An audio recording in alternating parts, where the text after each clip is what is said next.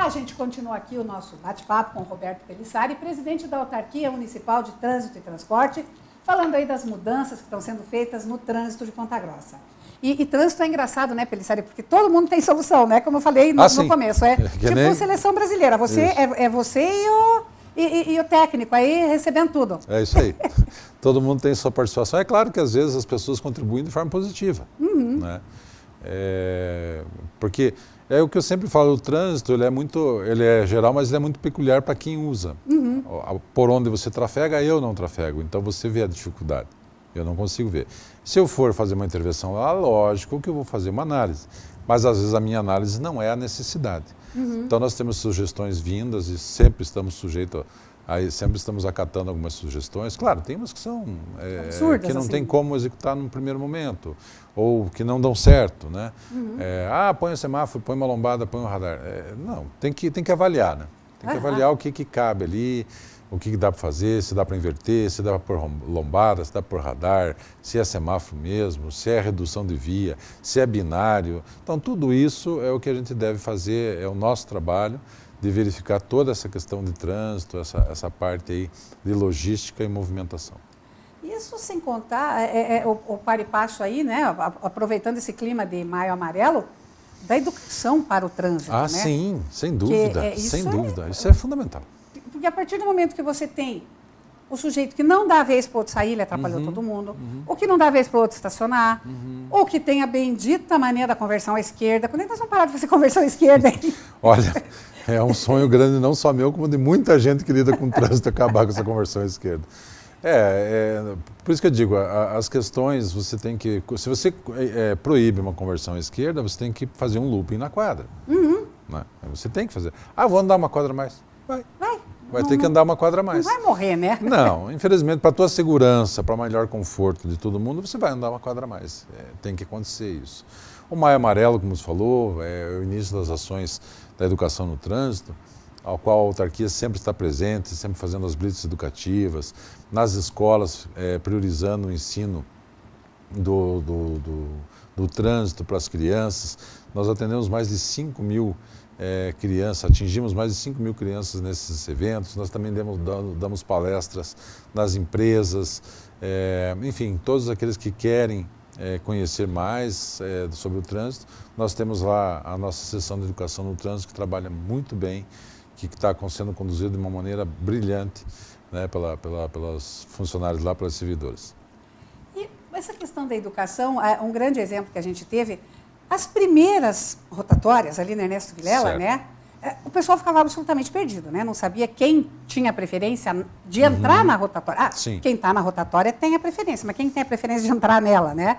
E a gente via aqui no começo todo mundo muito assustado, tanto lá na Maurício de Nassau, como aqui no começo, na Júlia de Castilho. Certo. E quando partiu para uma coisa mais nível hard, ali mais barra pesada, que foi a rotatória da rodoviária, aí as pessoas já estavam mais práticas no assunto, né? Nós começamos o primeiro start das rotatórias foi lá no Maurício de Nassau com o Ernesto Vilela, realmente uma região que nós tínhamos sistemas semafóricos que já estava não atendendo, né, engarrafamentos, filas, acidentes de grandes proporções. Então, tivemos aí a implantação da primeira rotatória de uma maneira bem caseira, bem simples, para ver o que aconteceu. E está lá até hoje, atendendo e resolvendo a situação, que nós vamos melhorar, porque, infelizmente, por falta de educação, alguns ainda usam de má fé e passam por cima, causando dano, que a gente pede sempre, use o uso de bitrem. Mas o bitrem não faz a curva. Não faz e nunca vai fazer.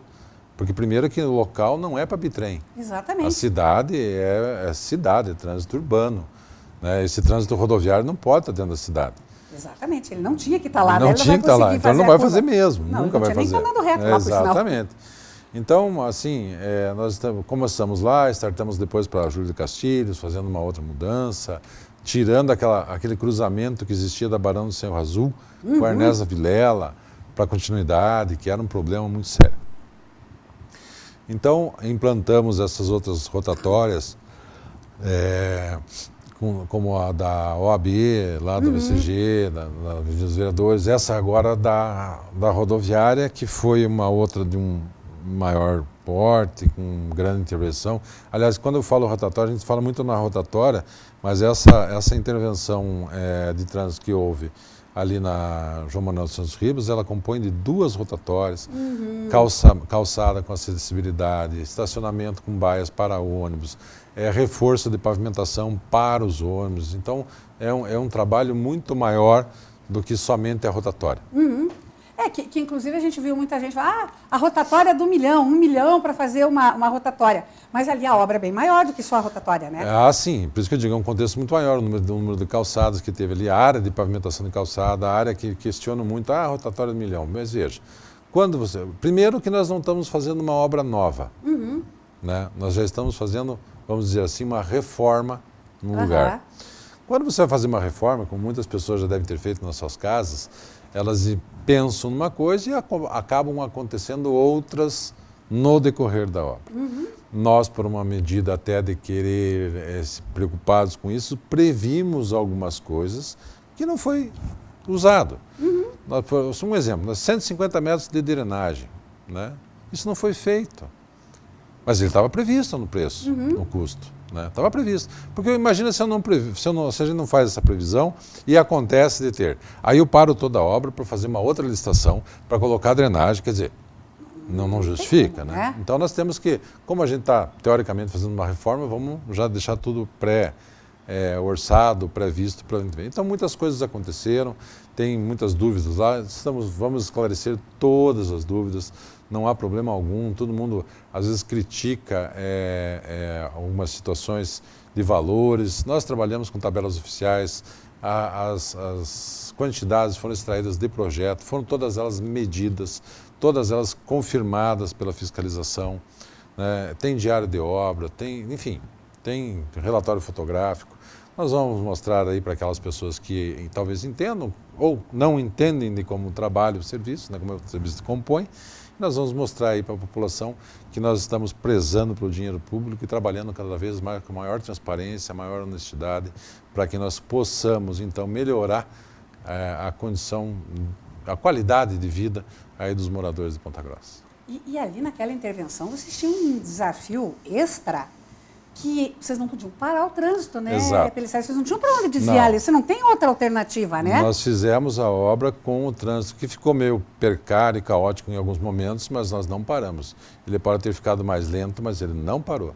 Então nós fizemos toda essa intervenção, que não foi pequena, né, que ainda estamos concluindo algumas obras finais de calçamentos e tudo mais, para que aí a população tenha essa benesse, vamos dizer assim. E realmente melhorou.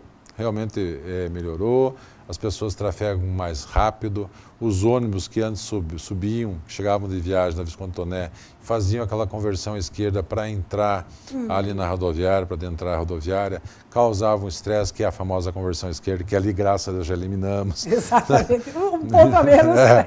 Então, hoje ele vem pela rotatória, faz com segurança, com tranquilidade e volta, entra dentro da rodoviária. Então, veja, são muitos benefícios que existem, muitos benefícios que acontecem através da implantação de um sistema como esse. E tem algumas coisas assim também que é só no andar da carroça que as abóboras se acomodam, né? Sim. Que foi o caso dos testes do binário aí, da Bonifácio Vilela, ou mesmo da rodoviária. Quer dizer, enquanto você não coloca em prática, você não tem como prever algumas coisas pontuais, né? É porque o trânsito ele é muito particular, né? Como eu já falei. O que acontece o tempo é diferente do que uma equação do que a gente usa de espaço, velocidade e tempo. Né? Exatamente. A fórmula quem fez cursinho, quem estudou, a tal do Chevette lá. Isso. Ela não é constante para quando você coloca o elemento humano para a condução dos veículos. É o tempo que ele demora para engatar uma marcha, é o tempo que ele está olhando para fora, infelizmente é o tempo que ele está perdendo olhando o celular, que hoje é um vilão muito grande. Então esse tempo que se gasta entre você colocar a marcha no carro, acelerar e partir no semáforo, ele não é uma fórmula reta, não é uma constante, tem uma variável que muda, é uma variável que dentro de uma outra variável que muda de tempo em tempo. Quer dizer, você conduz de uma forma, eu conduzo de outra, e assim isso tudo impacta na questão de trânsito, na questão de velocidade. Então, isso nós também pré-dimensionamos, né? Deixamos já, vamos dizer assim, um delayzinho de tempo para que passe um determinado número de veículos. As rotatórias vieram para ajudar a questão do trânsito. Algumas pessoas ainda têm uma certa dificuldade, mas, enfim, eu acho que a gente está...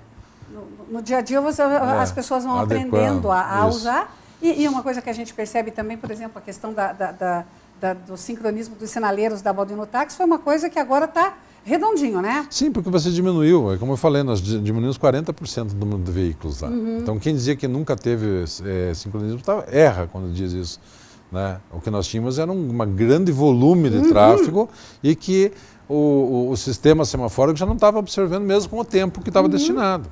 Então, parecia-se não ter um certo sincronismo. Hoje nós já temos ela com mais fluidez, tanto, volto a ressaltar, Penteado de Almeida, Baldino Táxi, Vicente Machado, Comendador Miró, Francisco Ribas, Augusto Ribas, todas elas já estão sincronizadas, né?